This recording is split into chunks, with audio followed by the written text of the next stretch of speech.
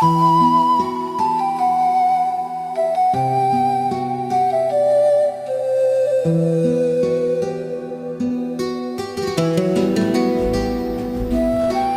l'imam Khamenei est-il si profondément aimé?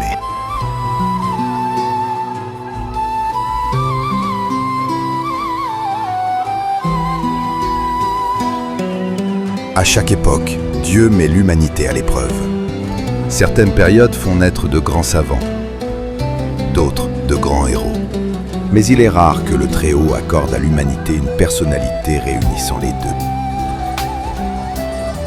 Un visionnaire, un révolutionnaire, un serviteur de Dieu, un porteur d'espoir pour les pauvres, un bouclier pour les opprimés, un homme dont la vie a été façonnée par la fermeté, la clairvoyance et le sacrifice de soi.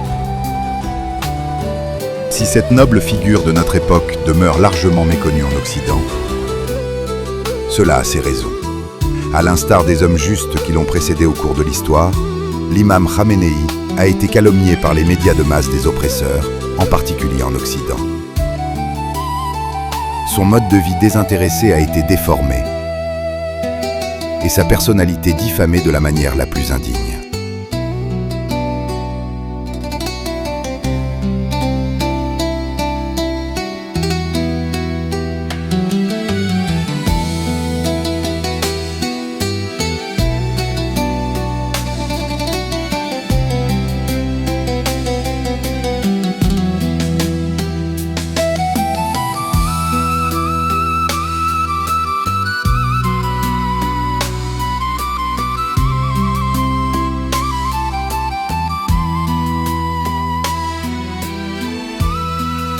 L'imam Khamenei est né en 1939 dans une famille pauvre à Mashhad.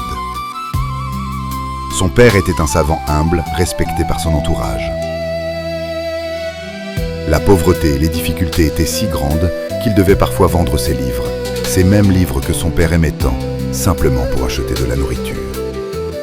Bientôt, ce même amour du savoir s'enracina aussi dans le cœur du jeune Saïd Ali Khamenei.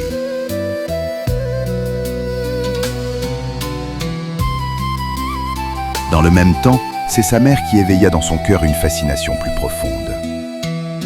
La nuit, elle racontait souvent à ses enfants des histoires tirées de la vie des prophètes. Son talent se manifesta très tôt. Il sauta même une classe à l'école avant d'étudier les sciences islamiques à Mashhad et à Qom.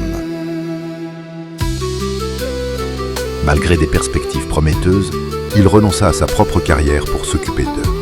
Son père menaçait de perdre la vue. Ce sacrifice le conduisit finalement à devenir l'un des piliers essentiels du mouvement. Durant cette période, l'imam Khamenei fit également la connaissance de l'imam Khomeini. L'Iran d'avant la Révolution vivait sous la dictature du Shah Mohammad Reza Pahlavi, soutenu par les États-Unis. Il dilapidait les richesses de la nation au profit des États-Unis, tandis qu'il vivait lui-même dans un luxe immense, alors que le peuple souffrait dans la pauvreté. Son règne était marqué par la tyrannie et l'oppression. Beaucoup gardèrent le silence, mais l'imam Khamenei prit la parole. En conséquence, il fut emprisonné, torturé et exilé à plusieurs reprises. Pourtant, il ne cessa jamais ses efforts et continua à coordonner le soulèvement populaire contre le Shah. À l'âge de 25 ans, il épousa Mansoureh Khojaste Bagherzadeh. Ensemble, ils eurent 6 enfants, 4 fils et 2 filles. Pendant ses emprisonnements et son exil, son épouse le soutint avec une force extraordinaire. Non seulement en élevant leurs enfants dans des conditions difficiles, mais aussi en encourageant constamment ses efforts religieux et révolutionnaires. Comme son mari, elle choisit une vie simple.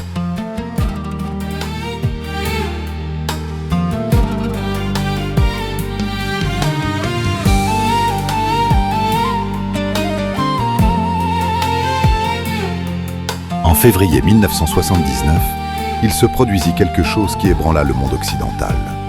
Une révolution islamique, menée non par des généraux, mais par des savants, au nom du peuple ordinaire.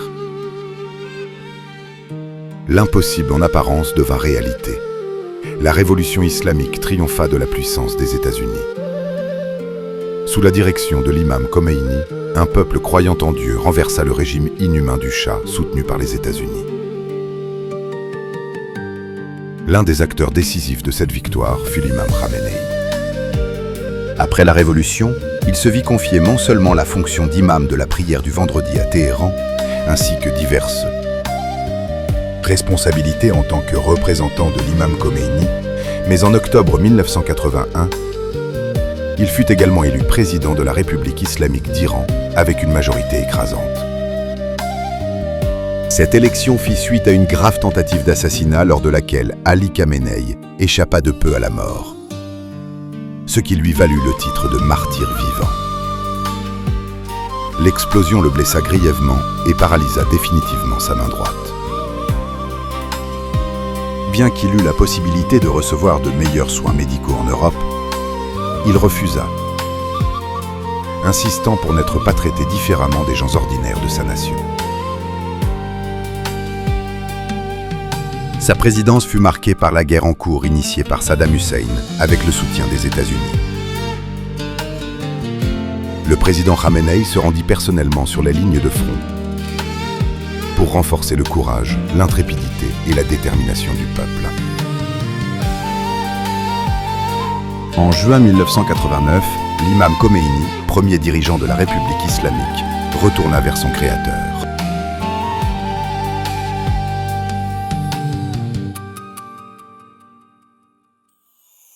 Lorsque la question de la succession se posa et que les discussions se concentrèrent sur l'imam Khamenei, l'élu lui-même tenta en vain d'empêcher sa propre désignation. L'immense responsabilité de la direction fut placée sur ses épaules. Beaucoup de ceux qui doutaient de lui furent bientôt détrompés.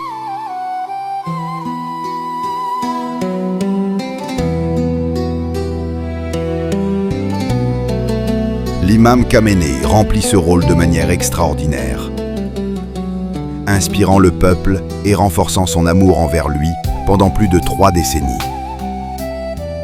Pour ses partisans, il était considéré comme le représentant de l'imam du temps. Il insista avec persévérance sur le fait que le peuple palestinien devait retrouver sa terre volée. Il appela sans relâche à l'unité des musulmans et à la défense des opprimés de toutes les nations.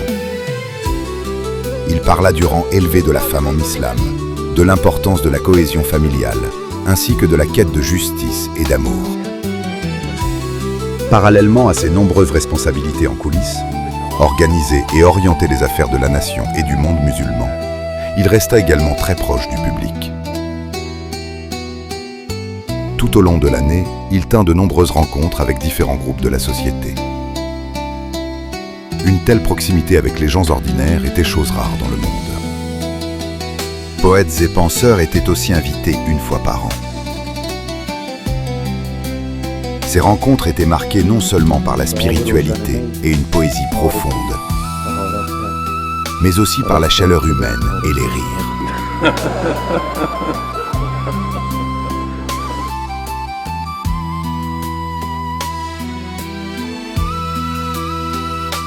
Au milieu de troubles une fois encore suscités par les États-Unis, l'imam Khamenei prononça en juin 2009 à Téhéran un sermon historique du vendredi. S'adressant directement à l'imam Mahdi, paix sur lui. Dans ce discours, il déclara clairement « Cette révolution n'appartient à nul autre qu'au sauveur attendu. »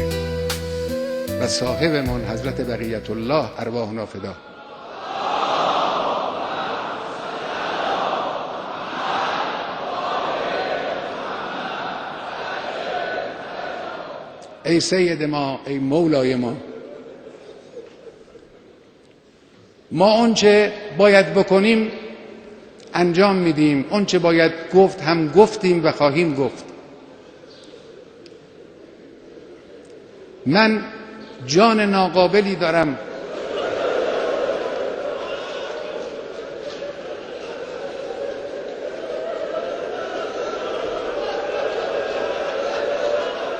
جسم ناقصی دارم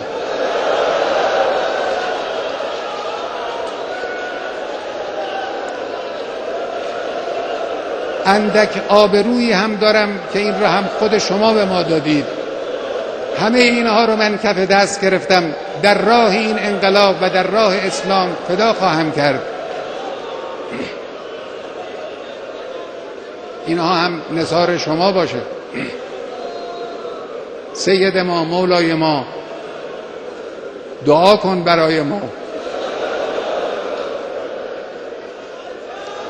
صاحب ما تویی، صاحب این کشور تویی، صاحب این انقلاب تویی. پشتیبان ما شما هستید. ما این راه رو ادامه خواهیم داد، با قدرت هم ادامه خواهیم داد. در این راه ما رو با دعای خود، با حمایت خود، با توجه خود پشتیبانی بفرما. بسم الله الرحمن الرحیم.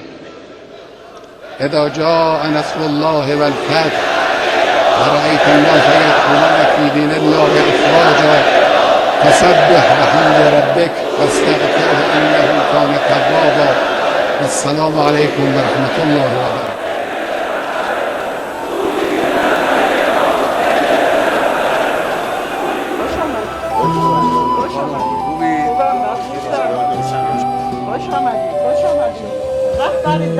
Il ne négligea pas non plus les minorités religieuses telles que les chrétiens pieux, rendant visite à Noël aux familles des martyrs chrétiens.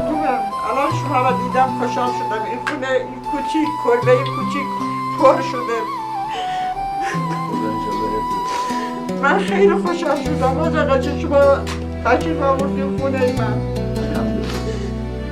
چند سال من مشتاق بودم که شما بیاید. به همه میگفتم بابا رهبر مال منم هست و یه من مسلمان هست. این رهبر برای همه است. میخواستم ببینمش. به همه میگفتم. ما از اینکه دیر شما رو زیارت کردیم خیلی راحتیم. Il tenait régulièrement des rencontres avec les enfants et les familles des martyrs. Des rassemblements qui lui étaient particulièrement chers. Il aimait tout particulièrement parler directement avec les enfants des martyrs. عبا این عبا رو اون عبا چجوری برم بس بالاخره کار به قبا و اینا.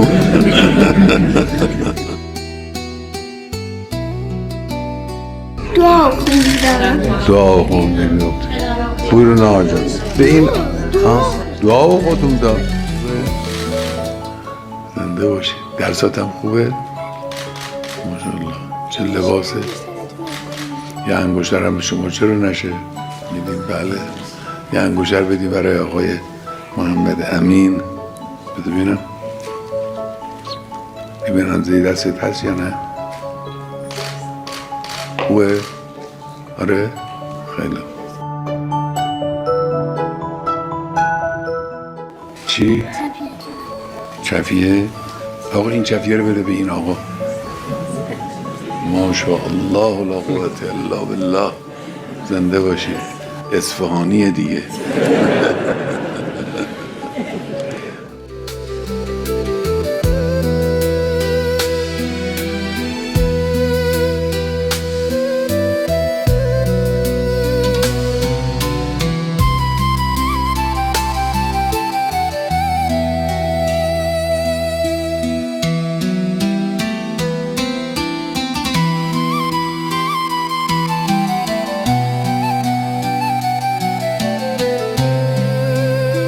Assurément, l'histoire de l'humanité compte peu de serviteurs que Dieu ait éprouvés avec une telle intensité.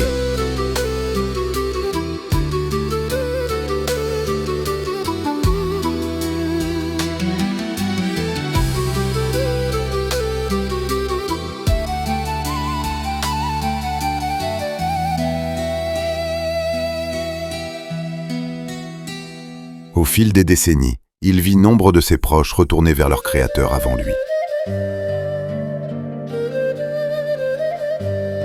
Dans ces dernières années, il semblait de plus en plus se tenir seul sur le chemin de la lutte contre l'injustice et de la quête d'un monde de justice.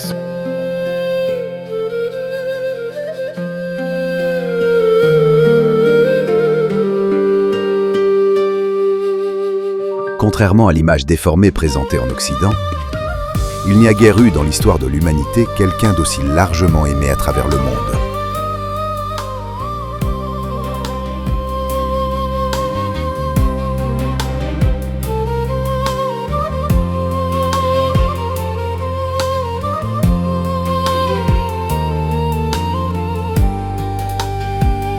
Peu avant la fin de sa vie terrestre, l'imam Khamenei fit un rêve.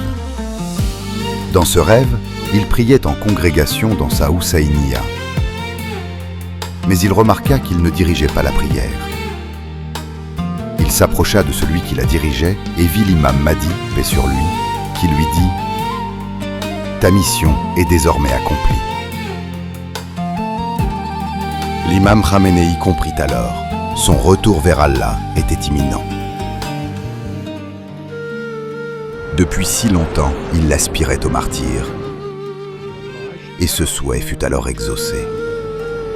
Le 28 février 2026, l'imam Khamenei retourna vers son Créateur.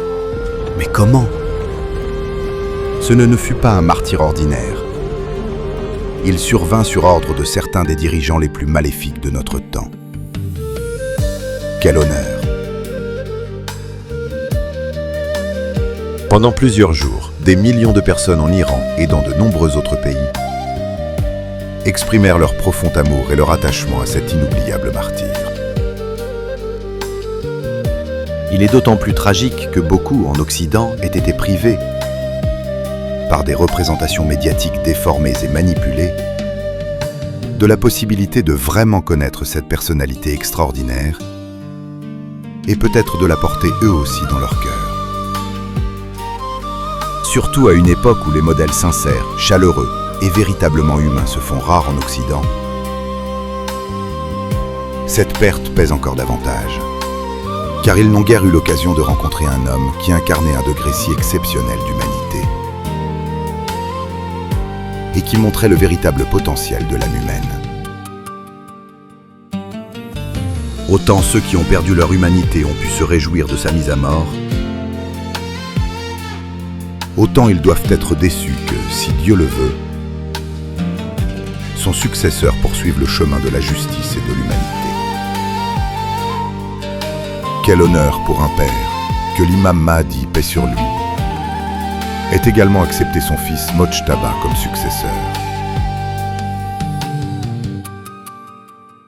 Certaines personnes vivent pour elles-mêmes, d'autres pour leur époque, et d'autres encore pour l'histoire. Mais l'imam Khamenei a vécu pour Dieu seul. Un serviteur de Dieu. Le martyr vivant.